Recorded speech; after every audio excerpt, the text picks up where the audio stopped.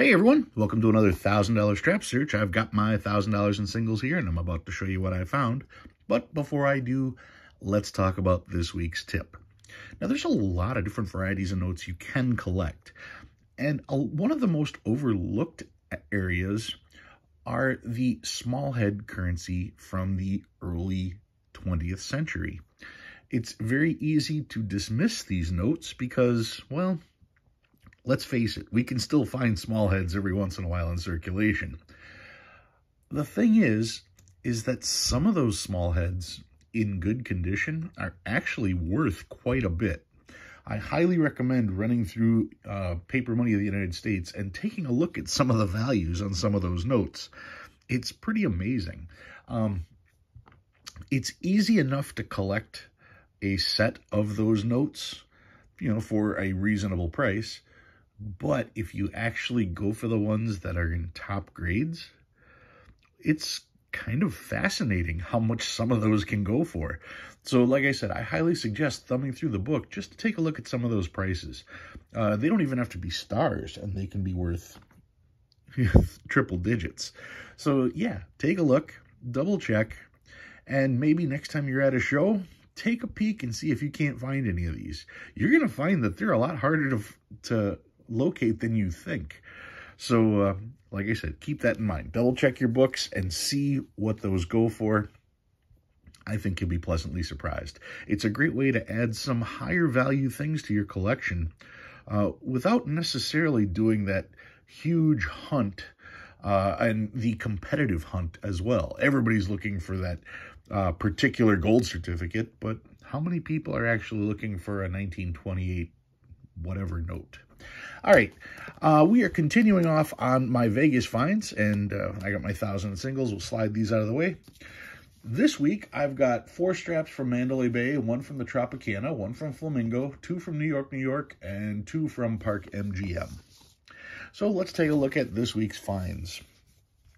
Starting off with Where's George? This particular one came from New York, so I will log that as soon as this video is done. Let's see. Then I've got a trinary. Now, I know trinaries aren't worth anything, no big deal, but I am trying to pair notes, so that's why I pull trinaries. This is 0s, 1s, and 9s. And we got another trinary. This is 4s, 5s, and 8s. Pretty rough shape. 2s, 4s, and 5s. Here is 5s, 6s, and 7s. And then I've got quads. Quad 3s.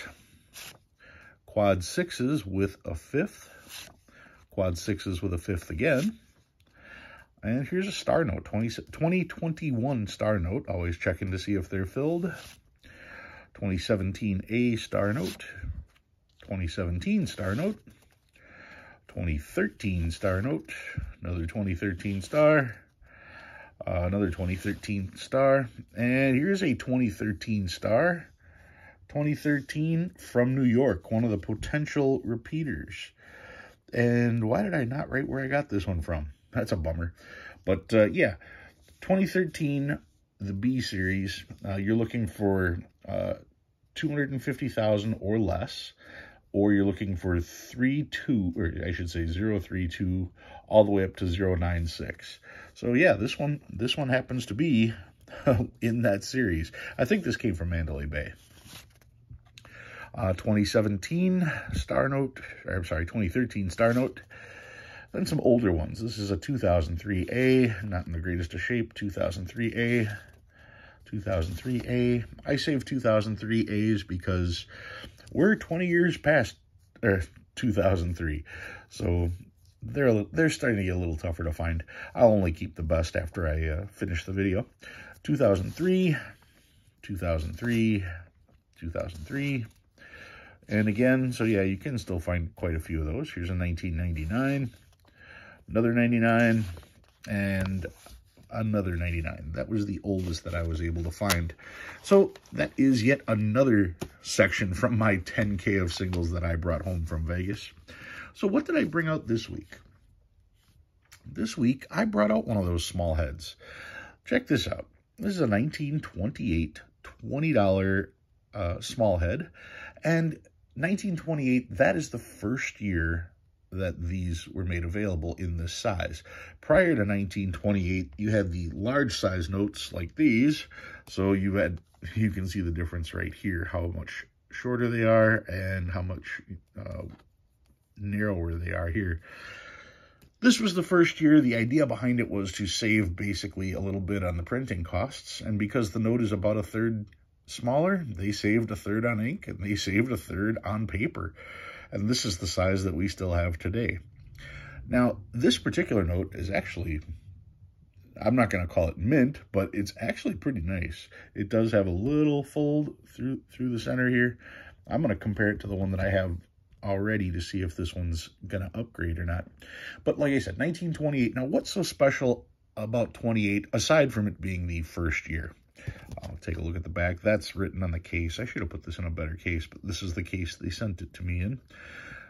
And once again, looking at the back, that's where you can see generally, here's that center fold right here.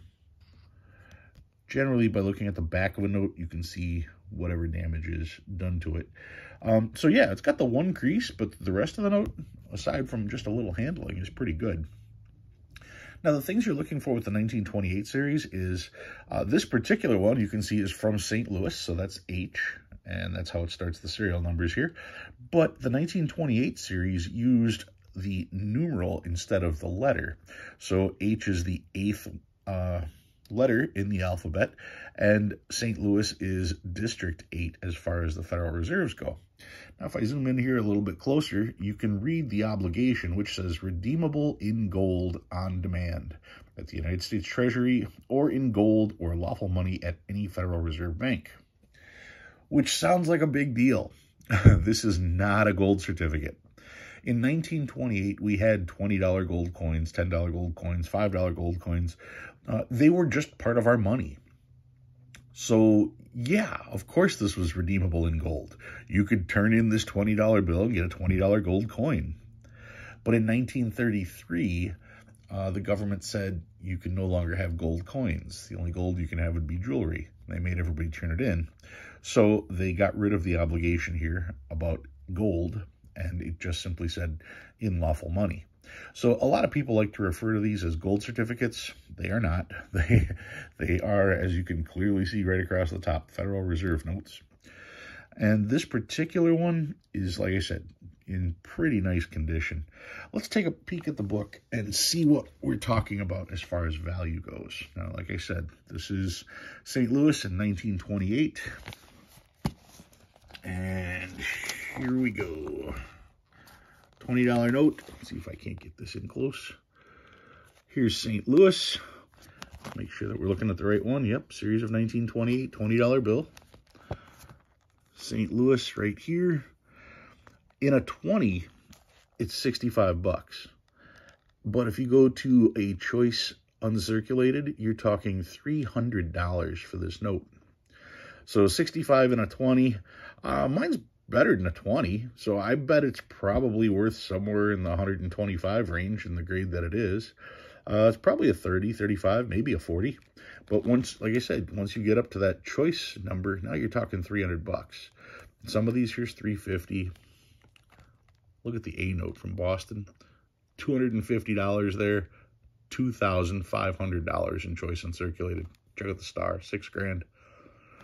So yeah, some of these notes, they don't seem like it, but their prices are up there. So always a good add to your collection, especially you can find one in circulation. I did not find this in circulation.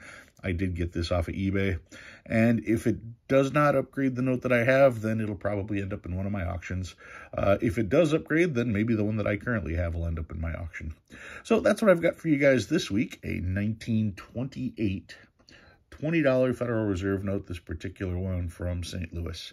If you learned anything new, go ahead and hit that like button. If you like what you see and you want to see more, please subscribe.